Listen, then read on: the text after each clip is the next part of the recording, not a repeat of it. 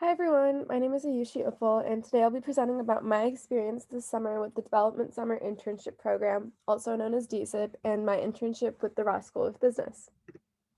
A little bit about me, I'm from West Bloomfield, Michigan, and I'm a rising sophomore studying business with a focus in finance.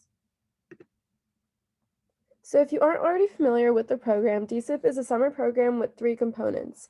An internship working 32 hours a week. Mine was at the Development and Alumni Relations Office at Ross. And along with that is coursework. We were involved with the course called Development and Higher Education. And then a professional development component with workshops, self-reflection activities, and a lot of exciting hands-on projects. So, as a development intern at Ross, I had the most amazing experience working with the development and alumni relations team, and I'm excited to share with you guys what I worked on all summer. There were three main objectives of my work at Ross. First was to increase student giving to Ross. Second was to increase student philanthropy engagement. And third was to increase stewardship engagement with the Ross Annual Fund donors. So although I worked on a lot of tasks throughout the summer, there were two main projects I focused on. There was an Alumni Awards benchmarking project and the creation of the Ross Fellows Philanthropy Club. First, I'll tell you a little bit about the Ross Alumni Awards. So each year, Ross presents three awards to alumni. There's the Young Alumni Award, the Alumni Service Award, and the Alumni Achievement Award. I met with the alumni relations team at the beginning of the summer, and they discussed how past award celebrations have been underwhelming, so they're interested in new ideas to create an exciting celebration.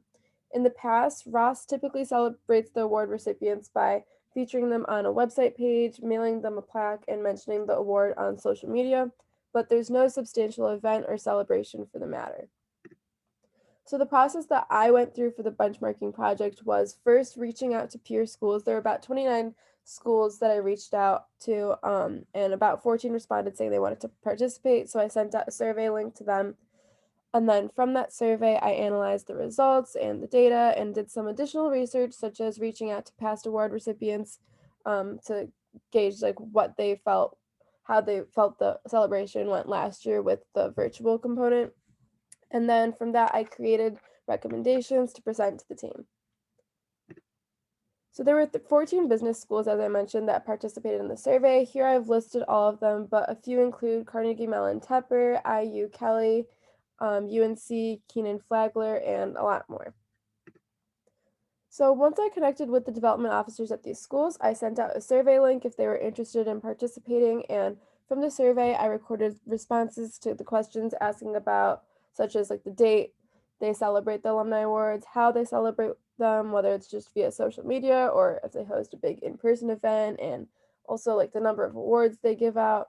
So questions like that. And it was really cool to be able to connect with people working in different development offices across the country at different business schools, and I was also able to network along with gaining ideas for our award. So after I analyzed the results from the survey, I came up with recommendations regarding our budget, or if we could host an in-person event, or the number of awards we give out, or even creating a virtual event if we have to, but to keep it exciting, or even creating a special video, a professionally made video for each recipient to showcase their accomplishments to the community via social media. As we are going fully in person this semester, it may be possible for us to have an in-person event on a smaller scale, so I came up with three ideas. The first is to tie in the Alumni Awards event with the Ross Reunion Tailgate, which would have no standalone costs, it'd be very casual. Second would be an off-campus dinner hosted by the dean, which would be a little bit of a fancier but a very exclusive feel event. Third is an on-campus gala, which would be a formal dress-up event, but would be very exciting for the alumni community as a whole, along with the award recipients.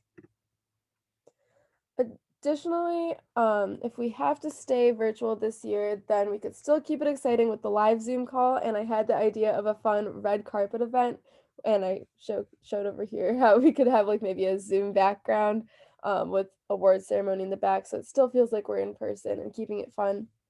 And we could mail out plaques still and have them presented to the recipient over the call. And the recipients could give a meaningful speech, and we could even include the idea of a professionally made video about each recipient and their accomplishments. Additionally, I worked with my supervisor on the creation of the Ross Fellows Philanthropy Club. So the mission of this club is to build a positive culture of philanthropy at Michigan Ross, and the fellows act as ambassadors to their classmates, engaging and educating them around topics of philanthropy at Ross and in the world.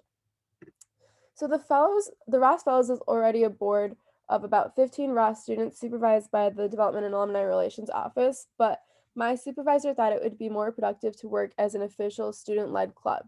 So all summer I've been working on rebranding and restructuring the board, writing out a constitution while also consulting with existing members, and now working on registering as a club but still waiting for approval. Along with my internship work, I learned so much in the classroom, attending class twice a week in our philanthropy course, which was unlike any other class I've taken before. My main takeaways from this course are that fundraising and philanthropy play a very important role in any industry or career. Social change can't occur without financial resources, so fundraising is crucial. Fundraising is a relatively new industry, so it's very important that it continues to advance with programs such as DSIP. And also, the leadership development component of our course was very helpful in exploring our personal skills and strengths that contribute to professional success, and also helped me learn to understand and present my story confidently. I'm so grateful that I had the opportunity to be a part of the DSIP 2021 cohort, and DSIP hasn't only given me an advanced education in philanthropy, but also the opportunity to grow professionally and better understand myself and what my future looks like. Thank you so much for listening to my presentation, and a special thank you to our teachers, Jillian and Jamika, and the rest of my cohort for making this such a great experience. Thank you.